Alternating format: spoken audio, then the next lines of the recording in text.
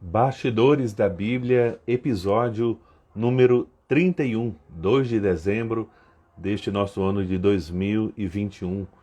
Uma boa noite a todos, sejam todos bem-vindos a esta live de quinta-feira, que é sempre sobre formação cristã, formação bíblica, conhecimento da palavra de Deus, conhecimento e contemplação da riqueza da nossa fé.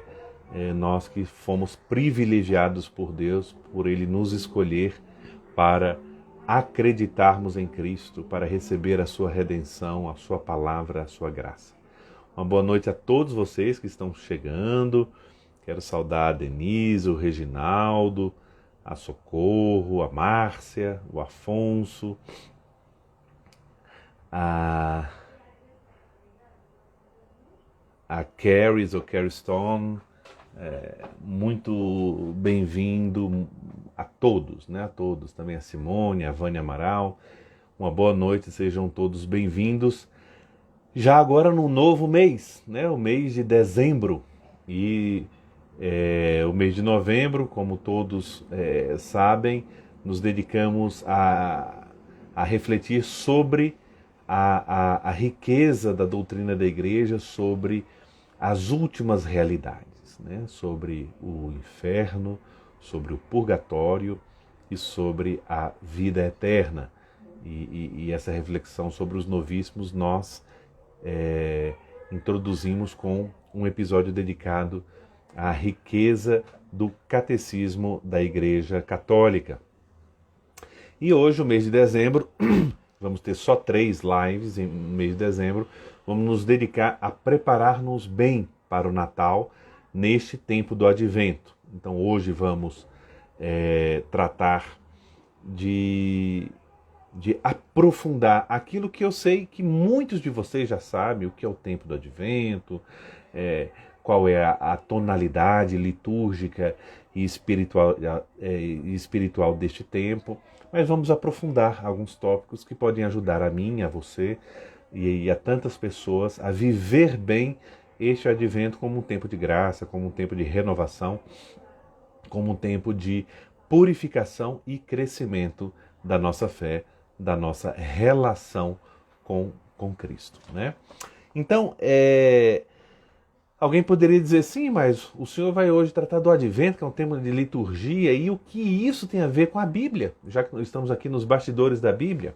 Olha, essa pergunta tem como ser respondida de várias formas. Mas eu diria que se nós formos refletir sobre a Bíblia, como ela realmente é, o livro de uma comunidade de fé, né? O principal lugar de conhecimento da Bíblia, de escuta e meditação da palavra, de oração a partir da palavra, e de celebração da própria palavra é a liturgia. Né? E é na liturgia que a palavra se torna vida, pela ação do Espírito Santo na presença de Cristo. Né? Com a presença de Cristo que se dá tanto em sua palavra, mas também, no caso da missa, na Eucaristia. Né? Então poderíamos dizer que neste mês, e não só nesse mês, em várias situações, os bastidores da Bíblia também entra um pouco nos bastidores da liturgia, né? Quase que nos bastidores da nossa fé. Né? O que há de mais, ou seja, reservado, ou pouco conhecido, ou muito batido, às vezes uma coisa muito batida, que todo mundo pensa que conhece, mas se não aprofunda, se não para um pouco para refletir, para escutar, aquilo fica enfadonho, fica enviesado e fica também algo tedioso. Né? Então, o nosso objetivo aqui é fornecer algumas breves degustações da fé cristã, a partir principalmente da palavra de Deus, mas a palavra de Deus que se torna vida, tanto vida celebrada como vida escolhida, vida decidida no nosso dia a dia. Tá bom? Então, o que é que nós vamos fazer hoje? Eu vou fazer uma breve introdução aqui para entrar no tema do próprio advento. Porque se vamos falar de advento, temos que entender um pouco antes o que é o advento, de que faz parte o advento. E a gente sempre fala, porque o ano litúrgico da igreja começa com o advento. O advento é um tempo do ano litúrgico. Então, em primeiro lugar, por que não responder à pergunta primeira, o que é o ano litúrgico? Né? Então, não sou eu que vou responder, eu faço uso aqui de um documento litúrgico muito importante da nossa igreja, que vem junto ali com a instrução geral do missal romano, que são as normas gerais do ano litúrgico. E ele começa justamente no número 1, definindo o que é o ano litúrgico. Eu vou ler aqui para vocês. A Santa Igreja celebra a memória sagrada da obra de salvação de Cristo em dias determinados ao longo do ano. Em cada semana, no dia que foi dado o nome de domingo, comemora a ressurreição do Senhor, que é celebrada também em cada ano, juntamente com a sua bem-aventurada paixão, na grande solenidade da Páscoa. No decurso do ano, explana todo o mistério de Cristo e comemora também os dias natalícios dos santos. Como é muito comum nos documentos da igreja, é um texto muito denso. Tem muita coisa, muita informação, muita riqueza em poucas linhas. Então, isso aqui seria uma grande introdução a um curso, como a gente estuda em teologia, quando vai estudar as matérias litúrgicas, tem uma que se chama liturgia temporal, ou seja, o tempo e a liturgia. E um dos temas fundamentais da liturgia temporal é o ano litúrgico. E para estudar o que é o ano litúrgico, esse número 1 das normas gerais do ano litúrgico e do calendário são fundamentais. Mas aqui não é nosso objetivo. Eu queria só tirar 3 elementos importantes para dizer o que é o ano litúrgico aqui desta definição. Em primeiro lugar, o centro do ano litúrgico é Cristo. O ano litúrgico é a celebração da memória sagrada da obra de salvação de Cristo. Ou seja, no ano litúrgico nós celebramos quem Cristo é, Filho eterno do Pai, que se fez homem para nos salvar, quem Cristo é e tudo o que ele fez. Né? E isso a gente sintetiza numa fórmula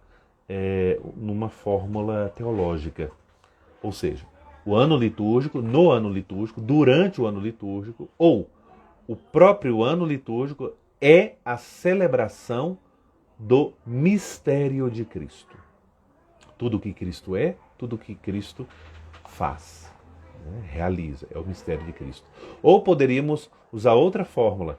O ano litúrgico é a celebração ao longo do ano do mistério da salvação de Cristo, ou seja, o mistério pelo qual Cristo salva toda a humanidade, salva cada um de nós. Esse é o primeiro elemento, então Cristo como centro do ano litúrgico. O outro elemento é a dimensão pascal. O centro é Cristo, com certeza, mas Cristo é celebrado em todo o ano litúrgico, desde o primeiro domingo do Advento até o último domingo do ano litúrgico, que é a solenidade de Cristo Rei do Universo. Mas dentro do ano litúrgico, qual é a festa principal? Qual é o mistério principal? Qual é o mistério nodal, fulcral da nossa fé? É o mistério da Páscoa de Cristo. A sua paixão, morte e ressurreição. Esse mistério pascal de Cristo é o eixo. E sendo o eixo, se a gente olha o ano, então o eixo do ano litúrgico é a Páscoa. A festa da Páscoa. A celebração da Páscoa. Né? Como nós já tivemos ocasião de refletir esse ano, durante a Semana Santa, o tríduo pascal. E, considerando o ciclo semanal, cada semana, o eixo, o centro da nossa semana, não é nem o início, né, e nem o fim da semana. É o eixo, é o centro. A semana gira em torno deste dia, que é o primeiro dia da semana, que nós cristãos demos o nome de Dia do Senhor. Dies Dominica. Por isso vem a palavra domingo, que significa Dia do Senhor. Então, aqui está o centro do ano litúrgico, né? Quando a gente vai falar de uma festa de Nossa Senhora, quando a gente vai falar da festa de um santo, como tivemos dia 22 de novembro, Santa Cecília, como vamos ter amanhã, 3 de dezembro, São Francisco Xavier, como vamos ter a festa do Natal, qualquer celebração do ano litúrgico, a compreensão dela parte do mistério pascal de Cristo, certo? Então isso é muito importante, é a fonte e o ponto mais alto do ano litúrgico, é a Páscoa de Cristo. Então esse é o segundo elemento para entender bem o ano litúrgico. E o último, que a gente já falou de alguma forma, é que ao longo deste ano litúrgico, os mistérios da vida de Cristo são celebrados, né? Nós estamos no Advento, celebrando a preparação. No Advento nós estamos celebrando todo o Antigo Testamento, desde a criação do mundo até ali as portas do nascimento de Cristo, a preparação, a espera, a promessa do Messias, né? Os oráculos proféticos messiânicos, né? A vida do povo de Deus em direção à chegada, à vinda definitiva de Deus neste mundo em Jesus Cristo. E aí a celebração do Natal, o nascimento de Cristo, que nasce não só para um tipo de pessoa, não só para um povo, mas nasce para redimir toda a humanidade, a dimensão universal, tanto no espaço quanto no tempo da salvação de Cristo, né? E aí depois tem toda a questão do tempo comum, depois o tempo da Quaresma, que é um tempo preparatório para o tempo pascal, a celebração da Páscoa, depois o tempo pascal e volta depois do tempo comum, com as celebrações das festas e solenidades do Senhor, as festas e solenidades da Virgem Maria, as festas dos santos e dos anjos, né? Toda a família de Deus, poderíamos dizer, entra na celebração do ano litúrgico. Então, é a melhor forma de conhecer mais a Bíblia. É a melhor forma de conhecer a nossa fé. É a melhor forma de se sentir plenamente membro da igreja, é viver bem a liturgia da igreja ao longo do ano litúrgico. Então, um pouco esses três elementos que eu gostaria de lembrar. Me desculpe se às vezes estou chovendo aqui no molhado, tem pessoas tão bem informadas que estão participando aqui da nossa live, que me escutam, mas não faz mal repetir, como diziam os antigos latinos, repetita iuvant, né? As coisas repetidas também ajudam, né? Dentro do ano litúrgico, já mencionei, nós temos vários tempos litúrgicos, né? Então, o ano litúrgico começa com o primeiro domingo do Advento. Então, o ano litúrgico começa com o Advento. O Advento que é o tempo preparatório para o tempo do Natal. Então, nós temos a primeira dupla de tempos litúrgicos, né? Advento e Natal, né? Então, tem o Advento, o Natal, que vai até a solenidade do batismo do Senhor. Então, esse é a primeira fase do ano litúrgico, Advento e Natal. Depois do Natal, nós temos algumas semanas, entre 7 e 9 semanas do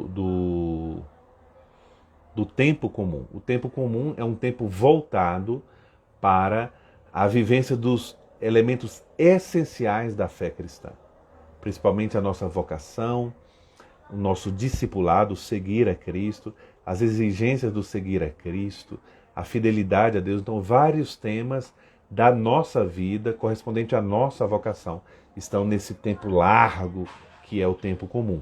Então, no tempo comum nós temos uma primeira fase que depois se interrompe na quarta-feira de cinzas. E com a quarta-feira de cinzas nós começamos esse longo tempo da Quaresma, que é a preparação para a Páscoa, que são 6 semanas, né? Então ali é a Quaresma até chegar às portas da Semana Santa. Nós temos a Semana Santa e o Tríduo Pascal com a celebração da Páscoa, e depois as 7 semanas do tempo pascal. O tempo pascal, então, se encerra com a solenidade de Pentecostes, né? E a partir de Pentecostes, então, nós temos até o mês de novembro as outras semanas do tempo comum, que consta de 34 semanas, sendo o 34º domingo a solenidade de Cristo, Rei do Universo, como tivemos recentemente, e assim termina o ano litúrgico, né? Então, é muito importante. E durante todo esse ano litúrgico, além dos tempos litúrgicos, nós temos as solenidades e festas do Senhor, por exemplo, a solenidade de Corpus Christi, a festa da Anunciação, a solenidade da Anunciação do Senhor, a festa da Transfiguração do Senhor. Nós temos também solenidades e festas da Virgem Maria. Nós vamos ter agora, dentro do tempo do Advento, semana que vem, quarta-feira, a solenidade da Imaculada Conceição de Nossa Senhora. Então, nós temos as várias festas marianas, a festa da Apresentação do Senhor em fevereiro. Nós começamos o ano civil, né, dia 1º de janeiro, com a solenidade da Santa Mãe de Deus, e assim vai, e todos os santos e anjos, né, ao longo do ano. Então, qual é o nosso tema de hoje? Dar uma introdução geral sobre o tempo do Advento. E eu vou querer fazer isso em 5 etapas muito simples. Eu divido em 5 etapas para ficar mais didático, mais claro, né? Então, primeiro, nós vamos rapidamente investigar as origens do tempo do Advento, como um pouco a partir de quando surgiu na igreja esse tempo do Advento, porque às vezes a gente pensa que a igreja já surgiu ali em Pentecostes com tudo pronto, né? Não. A igreja é viva, é um organismo vivo que tem suas próprias leis de crescimento que dependem tanto da graça de Deus que vai atuando e transformando os corações e guiando os seus escolhidos, né? Mas também com a dimensão histórica dos desafios, dos trabalhos, daqueles que acreditam em Cristo, das polêmicas, das divisões internas. Então, isso vai fazendo parte do que chamamos de história da igreja. Então, um pouco as origens, depois a estrutura atual do Advento, como é o Advento hoje, na Igreja Católica hoje, em 2021. Depois vamos ver as figuras bíblicas que dominam o tempo do Advento. Vamos ver os elementos da espiritualidade do Advento e, por fim, algumas observações litúrgicas sobre o tempo do Advento. Então, esses 5 tópicos que nós vamos tratar nessa noite. Espero que possam ser úteis a vocês e sirvam, então, para participar melhor da Santa Missa, para fazer sua meditação pessoal a partir dos textos das leituras da missa, para recitar com maior empenho e fruto também as horas da liturgia das horas, ou seja, iluminar a nossa caminhada cristã nessas semanas, né? Então vamos primeiro às origens do Advento. E para falar de origens do Advento, nós temos que tentar entender a palavra Advento, que não é uma palavra muito usada no nosso vocabulário do dia a dia, né? O nosso vocabulário. Aqui acho que voltou. A palavra adventus significa chegada, né? Significa vinda, né? Chegada, né? Então é muito importante ter essa tempo do Advento. Então diz respeito à vinda de Cristo, à chegada de Cristo. Isso é muito importante ter.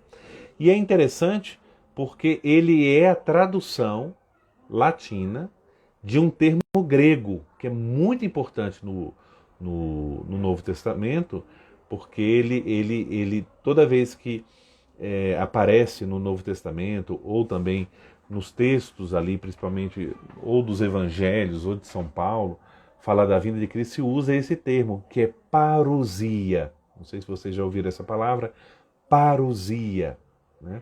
Tem, por exemplo, uma frase do Evangelho de São Mateus, no capítulo 24, versículo 27, que diz assim: assim será a vinda do Filho do Homem. Assim será a vinda do Filho do Homem. E em latim se fala ita erit adventus filii hominis. Assim será a vinda, a chegada do Filho do Homem. E esse termo adventus, nesse texto do Evangelho de São Mateus, tem no texto grego, que é o texto original, que nós temos acesso, né? Mateus é um evangelho específico nesse aspecto, usa justamente o termo grego parousia, né? Parousia. Então, quando a gente fala adventus, chegada, presença, a gente não pode se esquecer qual é o sentido dessa chegada, dessa presença. Esse termo, ele era usada na linguagem pagã, a vinda, a chegada de um rei, que era recente na sua função de majestade, e ia visitar alguns lugares, algumas populações do seu reino. Então, essa chegada, esta visita do rei a uma população do seu reino se chamava adventus. Né? Adventus. Então, na palavra advento tem dois aspectos muito importantes. Se fala de chegada, fala de vinda, nós estamos falando de presença.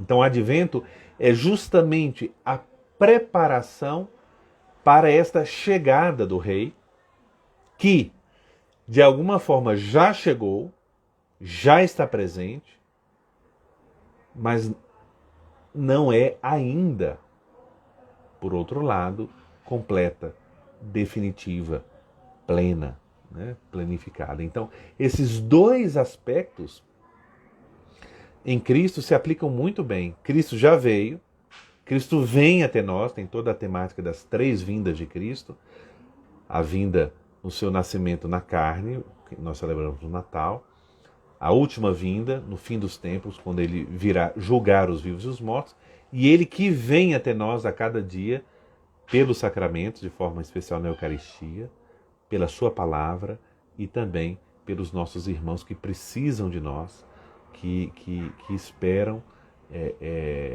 a nossa caridade, a nossa misericórdia, a nossa atenção. Né?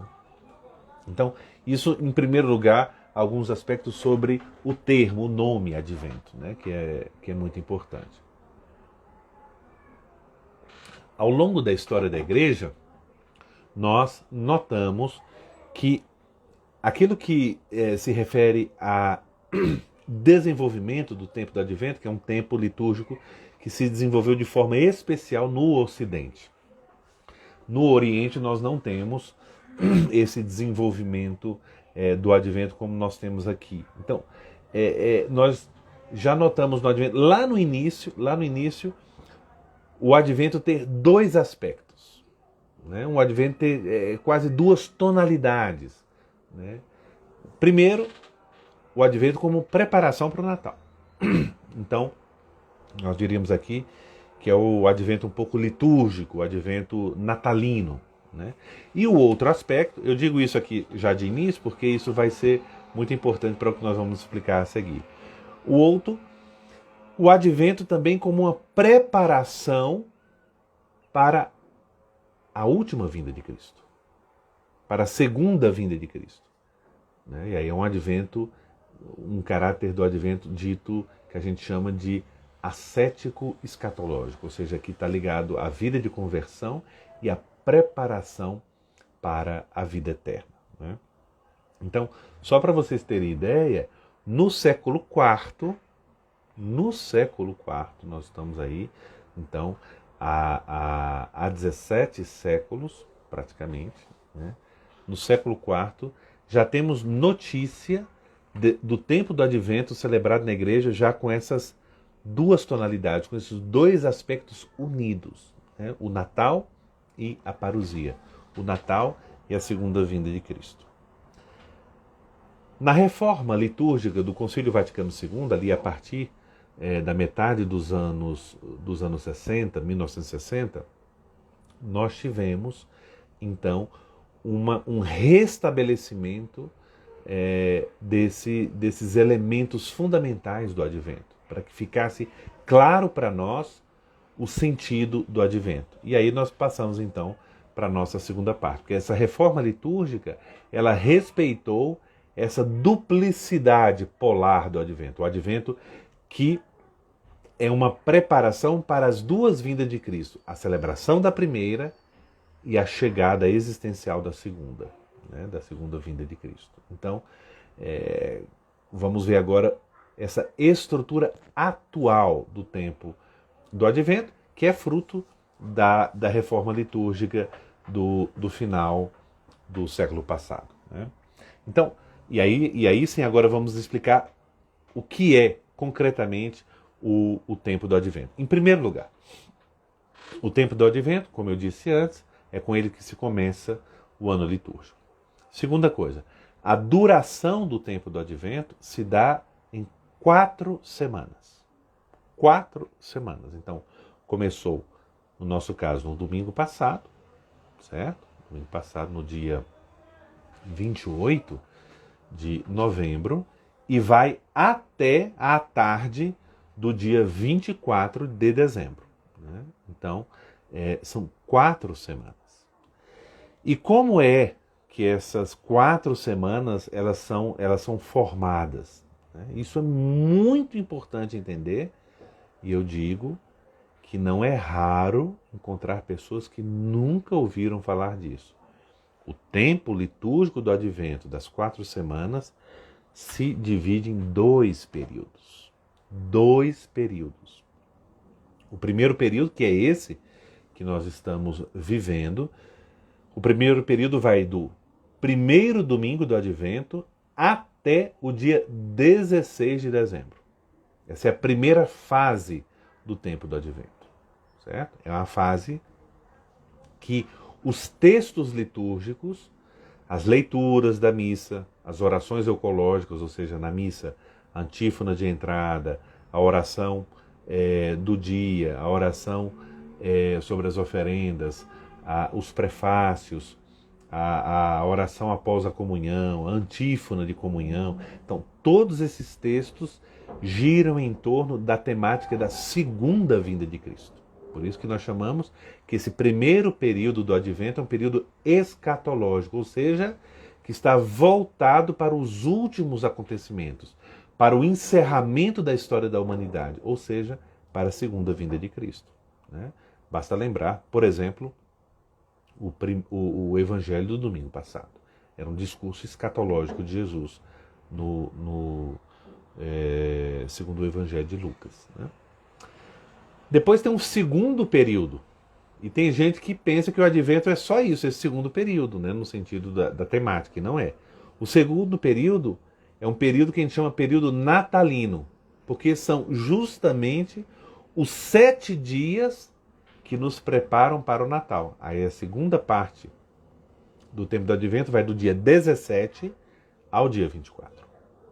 Certo?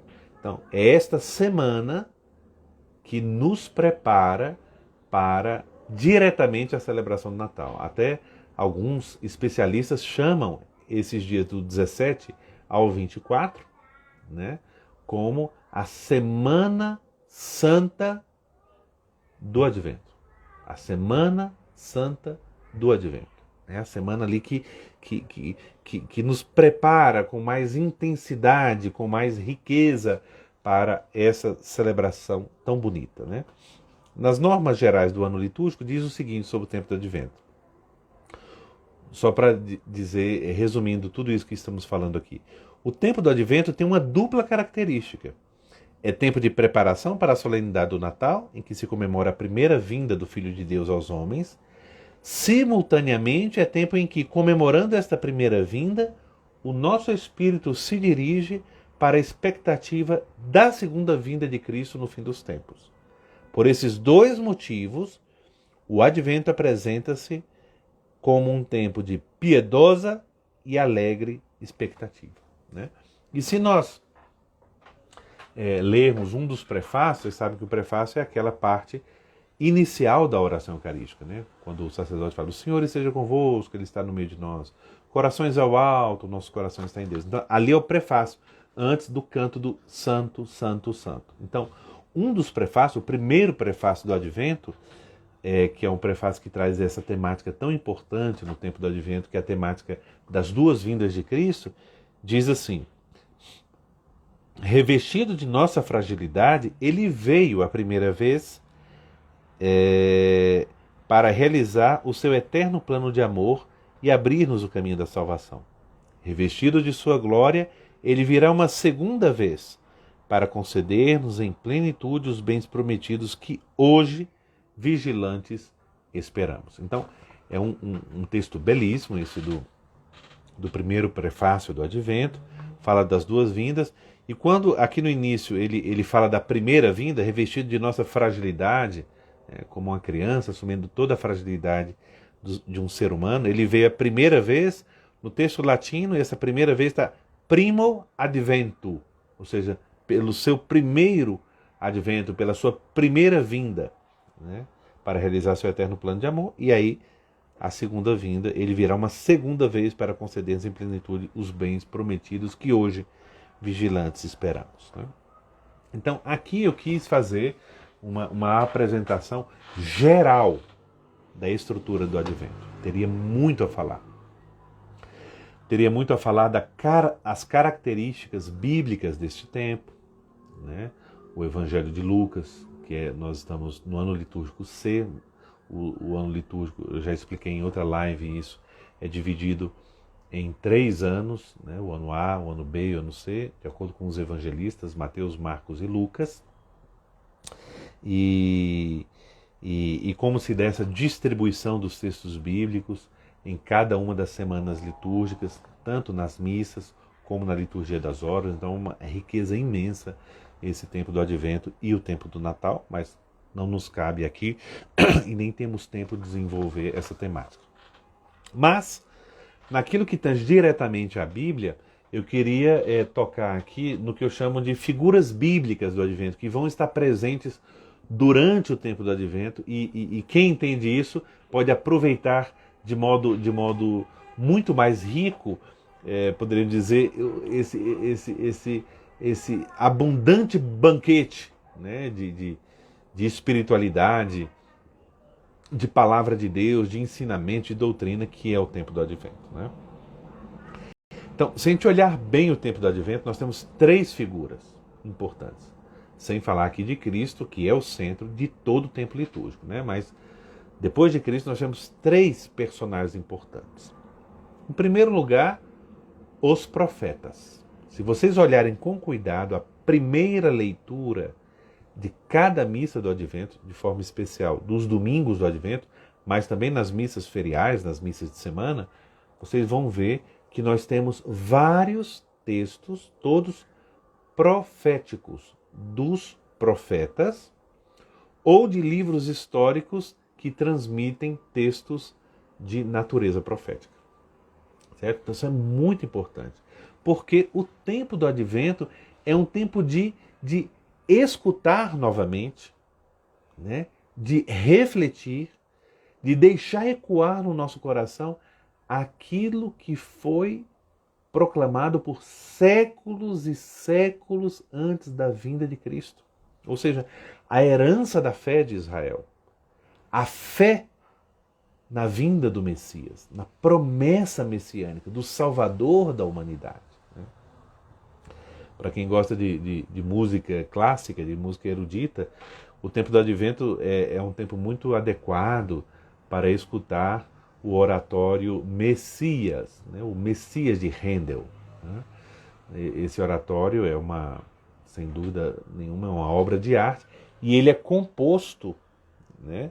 Esse oratório ele é composto pelos vários textos de profecia messiânica ao longo de toda a Sagrada Escritura. Né? Então vale a pena, quem gosta ou quer conhecer mais o oratório Messias, né, de Handel. Né? É uma maravilha, principalmente quando tem a área que trata de Isaías capítulo 9, né? Um filho foi dado, um filho nos foi dado, né?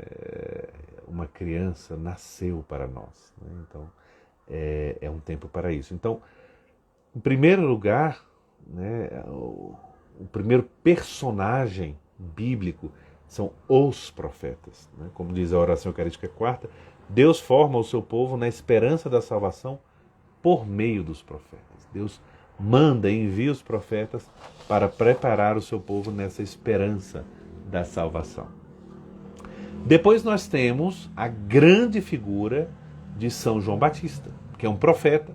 Nós já tivemos ocasião de falar sobre ele aqui no mês de junho, né? Então João Batista é aquela figura que tem um pé no Antigo Testamento e outro pé no Novo Testamento. Ele é como que abre as portas da Sagrada Escritura para a chegada de Cristo, é aquele que prepara os caminhos do Senhor. E João Batista é muito importante no tempo do Advento, porque ele quase que condensa na sua figura e na sua pregação a preparação, né, do povo de Deus para receber o Salvador. Então não é à toa que nos 2 domingos do Advento, o segundo e o terceiro domingo do Advento, né, os evangelhos se voltam para a figura de João Batista. Vocês vão ver no próximo domingo e no outro domingo, então o segundo e o terceiro domingo do Advento, a figura que nos conduz, né, na vivência do Advento, chamando a conversão, apontando a nossa atenção para Cristo, nos mostrando que a nossa vida é preparar os caminhos do Senhor, é a figura de João Batista, o último dos profetas, né? Resume em sua pessoa e em sua palavra toda a história anterior, no momento em que desemboca no seu cumprimento. Preparar os caminhos do Senhor. Então, essa frase, João Batista, preparai os caminhos do Senhor, é como que o resumo do espírito do Advento. E depois, a terceira figura do Advento, que é a figura mais importante do Advento, né, que está numa posição única, bem acima dos profetas e de João Batista, é a figura da Virgem Maria. O tempo do Advento é um tempo especialmente mariano. Um tempo especial de unir-nos à alma de Maria, ao espírito de Maria, né? E tentar entender, tentar perscrutar como Maria se preparou para a vinda do Messias, o seu filho. Toda a gravidez de Maria. A gente pode dizer que o tempo do advento de Nossa Senhora não durou 4 semanas, durou 9 meses, né? O advento. Então, é um destaque de Nossa Senhora como Mãe de Deus, como a Theotokos, né? E essa vivência única, singular, da espera de Cristo, né? E além do mais, nós celebramos no tempo do Advento essa raiz da grandeza de Maria, que é o privilégio da Imaculada Conceição, que celebramos no dia 8 de dezembro, este ano, na próxima quarta-feira, né? Então, para resumir um pouco essas três figuras bíblicas do Advento, que é a Virgem Maria, João Batista e os profetas, o segundo prefácio do Advento resume tudo isso com uma beleza única. Diz assim, falando de Cristo, né? Predito por todos os profetas, esperado com amor de mãe, pela Virgem Maria, Jesus foi anunciado e mostrado presente no mundo por São João Batista. Vejam, profetas, Virgem Maria e João Batista. O próprio Senhor nos dá a alegria de entrarmos agora no mistério de seu Natal, para que sua chegada nos encontre vigilantes na oração e celebrando os seus louvores. Então, esse prefácio também resume esses 3 aspectos, esses 3 painéis importantes, as 3 figuras bíblicas do Advento. Vocês vão ver que, sabendo um pouco dessas informações, como vai fluir melhor vocês quando lerem, participando da missa ou em casa, no momento de oração, lerem as leituras de cada dia, ou escutarem as leituras da Sagrada Escritura na missa de domingo, vocês vão perceber uma lógica interna, né? Uma lógica interna. E já estamos quase terminando. Queria falar rapidamente sobre a espiritualidade do Advento. Isso aqui daria um retiro de uma semana, né? Mas queria só apontar aquilo que nós poderíamos chamar de os três aspectos importantíssimos, centrais da espiritualidade do Advento, para bem vivermos o tempo do Advento, né? Que é sempre uma graça de Deus, esses tempos de preparação, tanto o Advento, que nos prepara para o Natal, como a Quaresma, que nos prepara para a Páscoa. São tempos de profunda conversão, de profunda renovação interior. Então, o tempo do Advento, se Advento é vinda, é chegada, por nossa parte, né, nós que somos destinatários desta vinda, nós que a tônica que vem a nós é o tema da espera. Só espera quem ama. Só espera quem deseja, ou pelo menos só espera com alegria quem ama. Então, isso é muito importante, essa tônica da espera vigilante, no sentido de vigilante aqui não é com medo, é com atenção, é com despertar, né, com todas as forças da alma e do corpo ativas, né, com amor, né, sempre a tônica que é o amor, espera vigilante e jubilosa. Nós vivemos numa cultura que dia após dia as pessoas estão menos habituadas a esperar, né? No mundo das nossas redes sociais, do e-commerce, né? Da internet, né? Das coisas automáticas, das compras super velozes, das entregas praticamente instantâneas, né? As soluções, as informações e as comunicações num clique só. Então, nós vamos, às vezes, adquirindo um espírito, uma mentalidade que não sabe esperar, que não sabe degustar o tempo da espera. A espera fica parecendo simplesmente um sinal de ineficiência, de uma perda de tempo, e com Deus não funciona assim. Com Deus e com tudo aquilo que é verdadeiramente humano, é necessário esperar. Então, é uma educação também, é um ritmo que nós precisamos readquirir, né, para viver bem. A espera para viver bem, a espera de Cristo, a espera também de nos encontrar com Ele, né? O medo da morte muitas vezes, por um lado pode ter o medo de morrer, o medo do sofrimento, de como morrer, mas muitas vezes o medo da morte, o medo até exagerado, ele oculta dentro de nós uma falta de amor, de uma espera amorosa de encontro com Cristo, né? Então, primeiro essa dimensão da espera. Depois, algo que parece a mesma coisa, mas não é um andar acima, é a virtude da esperança. Esperança e espera são realidades análogas, mas não são idênticas, né?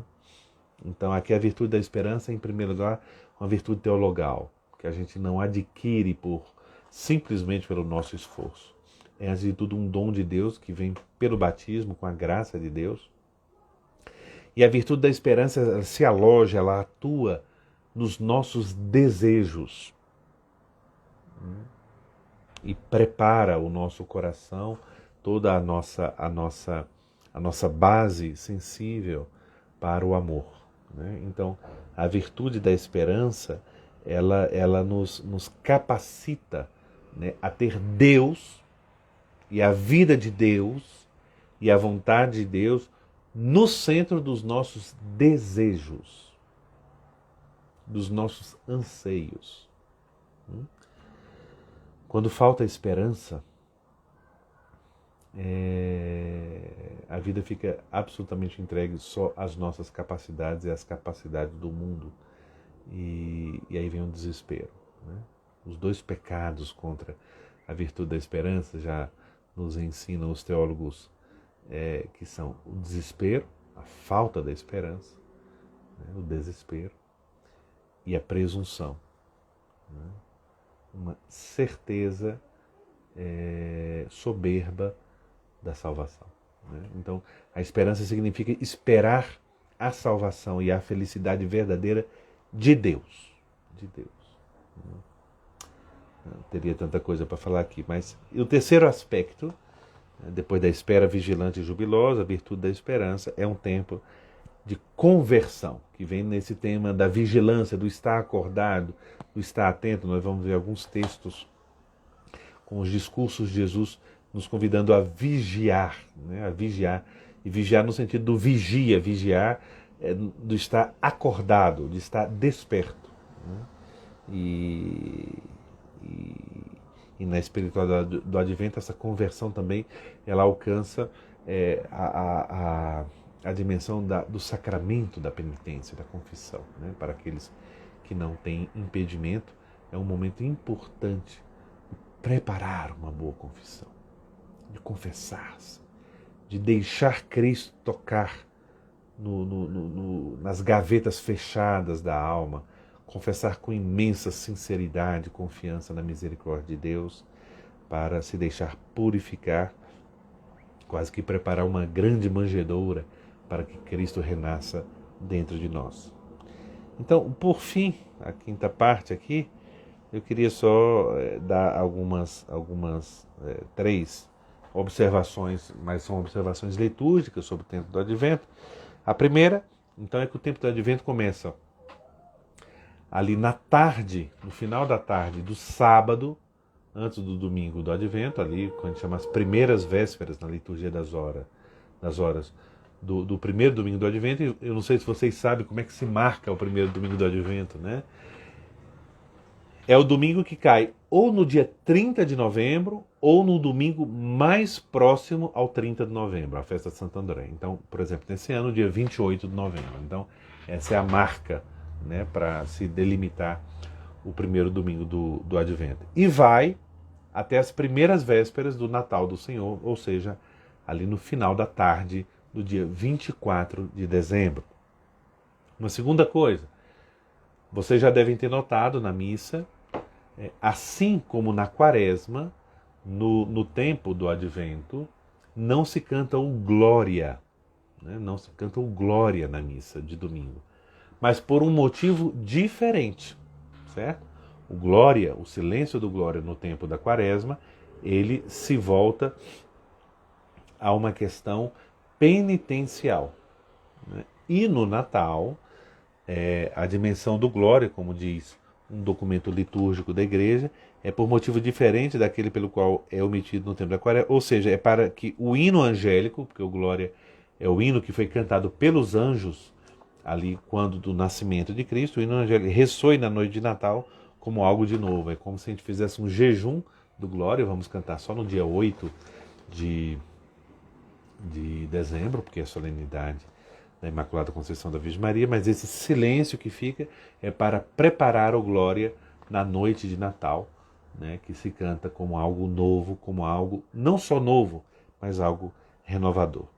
E a terceira observação que eu gostaria de fazer, como a gente falou que o Advento é um tempo de espera jubilosa, então de júbilo, de alegria, a Igreja dedica um domingo a essa temática da alegria.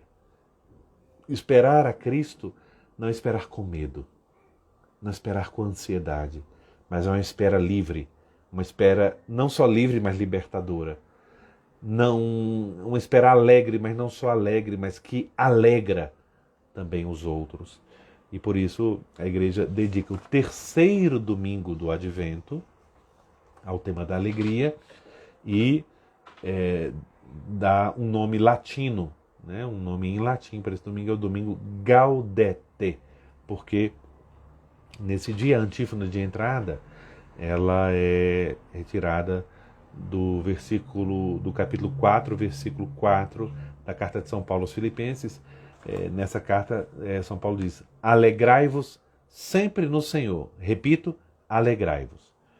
E em latim, essa frase diz gaudete in Domino. Gaudete in Domino semper iterum dico gaudete. Né? Alegrai-vos sempre no Senhor. Eu vos digo, alegrai-vos, porque o Senhor está próximo. Né? Então, era um pouco isso que eu gostaria de partilhar com vocês aqui, da beleza litúrgica e bíblica desse tempo do Advento, que estamos começando a viver, estamos na primeira semana do Advento, e trazer um pouco aqui para cada um de vocês, para que possa ajudar na vivência profunda, piedosa e plenamente eclesial, né, desse tempo tão rico. Não sei se vocês teriam alguma pergunta a fazer, tirar alguma dúvida, estou aqui à disposição.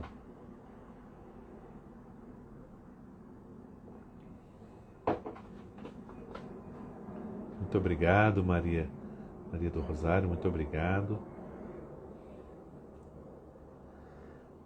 O Reginaldo está fazendo uma pergunta. Hoje o Evangelho fala da vontade de Deus. Temos dificuldade em conciliar nossa vontade com a de Deus. Alguma dica de livro sobre o tema? Olha, Reginaldo, aí é o eixo da santidade, né? Não é que temos dificuldade em conciliar, não é conciliar, porque não há uma conciliação, né? As vontades são diferentes. Nós temos dificuldade, na verdade, de cumprir a vontade de Deus, né? Então isso tem uma dimensão pessoal, um esforço pessoal, mas tem também uma abertura nossa à graça de Deus, porque só quem transforma a nossa vontade, a torna apta cada vez mais para aderir à vontade de Deus, é o Espírito Santo. Qual é a dica que eu dou para você, meu irmão? Eu vou dar uma dica para você que eu sigo. Nesse tempo do Advento, centralizar a nossa meditação na figura da Virgem Maria, porque ninguém melhor do que ela e ninguém mais do que ela soube adequar a própria vida à vontade de Deus, fazer a vontade de Deus. Eis aqui a serva do Senhor, faça-se em mim segundo a sua palavra. Então, há vários livros sobre a espiritualidade da Virgem Maria. Se você olhar aqui no meu perfil, onde tem lá nos destaques para ler, tem lá alguns livros sobre a Virgem Maria, que eu destaquei lá, eu acho que vale a pena, né? Livros que falem sobre a espiritualidade da Virgem Maria, tá certo? Espero que ajude, e depois posso tirar outras dúvidas também sobre o assunto. O Marcelo Batista também dizendo perfeito, muito obrigado. A Socorro também agradecendo, a temática riquíssima e belamente explanada. E também a Denise, nesta sexta-feira, 24... a Denise está falando, nesta sexta-feira, dia 24 e 31, temos que fazer abstinência de carne. Olha, veja bem, toda sexta-feira do ano, exceto as sextas-feiras do tempo de Natal ou do tempo de Páscoa, toda sexta-feira é dia de penitência, né? Então a gente pode fazer ou abstinência de carne ou outro tipo de sacrifício, outro tipo de abstinência que você deve combinar, conversar com o seu confessor, com o seu diretor espiritual. Mas toda sexta-feira é um dia de penitência para nós católicos, né?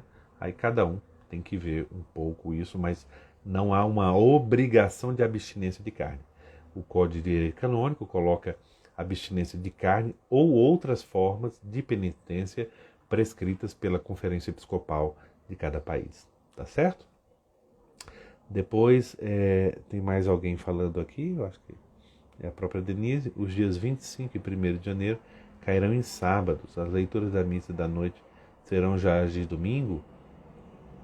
Aí, então, veja bem, no dia, vamos ver uma coisa de cada vez. O dia 25 é dia de Natal, certo? É dia de Natal, então é a liturgia do Natal. O domingo, sendo dia 26, então aí se celebra a solenidade da Sagrada Família, né? Da Sagrada Família. Depois, nós temos no dia 1º, nós temos o dia 1º solenidade da Santa Mãe de Deus, e se eu não estou errado, Eu não tenho um calendário litúrgico aqui à mão, mas no dia 1º nós já teremos, deixa eu só dar uma olhada aqui, no dia 2, se eu não me engano, já é a solenidade da Epifania, né? Que a Epifania pode ser celebrada do dia 2 ao dia 8, o domingo que cai aí, certo? E aí no outro domingo a seguir, que é dia 9, é o batismo do Senhor, e aí na segunda-feira já começa o tempo comum, né? Se não é assim, é mais ou menos assim, né? Não estou lembrado aqui todas as datas, né? Então cairão em sábado. E agora aqui tem um problema que aí vocês têm que resolver com os párocos de vocês, né? Que é a questão do preceito, né? Porque aqui há justamente o preceito do Natal, como também o preceito da solenidade da Santa Mãe de Deus, e tem a missa do domingo, né? Então aqui, salvo as pessoas que ficam impedidas por alguma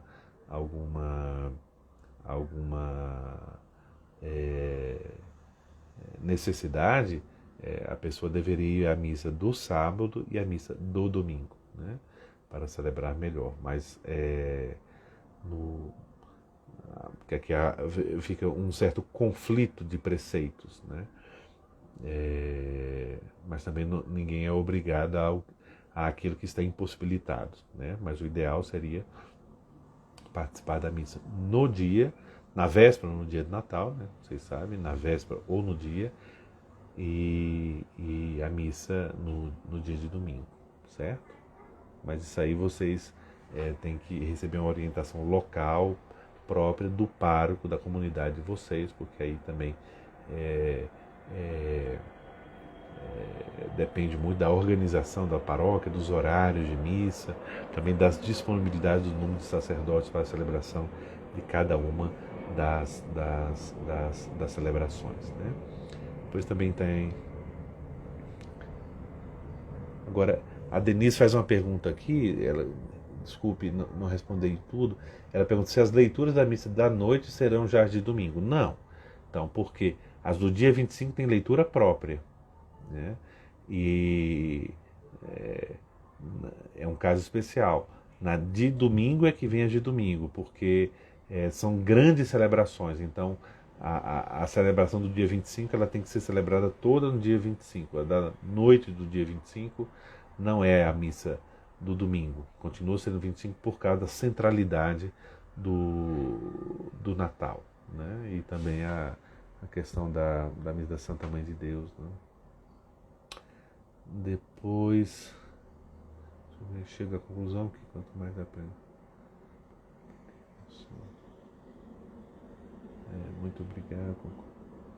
Deixa eu só olhar um pouquinho aqui a questão do calendário litúrgico. Deixa eu ver se eu consigo. Mas depois vocês olhem o calendário litúrgico, tem muito nos sites aí, na internet, também no diretório litúrgico, vocês podem ver um pouco as disposições concretas para esses dias, né? Tá certo? Então, olha, quero agradecer a todos vocês, que tenham uma boa noite, que caprichem, por amor a Deus, só isso, amor a Deus, a Cristo, amor à Virgem Maria, nossa mãe, esse tempo do Advento. Esse tempo do Advento não volta mais. O Advento de 2021, só temos esse. Em 2022, pode ser que vivamos outro Advento, mas vivemos esse Advento como o mais importante da nossa vida. Demos espaço a Deus, demos espaço à palavra de Deus, escutemos a palavra do Senhor, o que Ele quer de nós, para podermos deixar que o Natal aconteça de verdade, não só com presentes, com reuniões familiares, que são tão importantes, com um delicioso peru, com champanhe, cerveja, que é importante sim, Deus gosta de festa. Mas não esquecemos o essencial, alguém que nasce para não mais morrer, alguém que nasce para nos ressuscitar, alguém que nasce para que nós vivamos eternamente, tá certo? E então, a próxima quinta-feira, nós vamos dedicar a nossa live, dentro ainda desse espírito do Advento, só sobre a Virgem Maria. Vamos dedicar uma live só a ela, nessa dimensão do Advento. A Virgem Maria como a mulher do Advento, né? Do Advento, tá bom? Então vai ser uma live mariana. Espero que vocês participem também, possam participar na próxima semana, no dia 9, e convidem muitas e muitas outras pessoas para podermos juntos refletir sobre a beleza da palavra de Deus. Até mais, uma boa noite a todos. Tchau.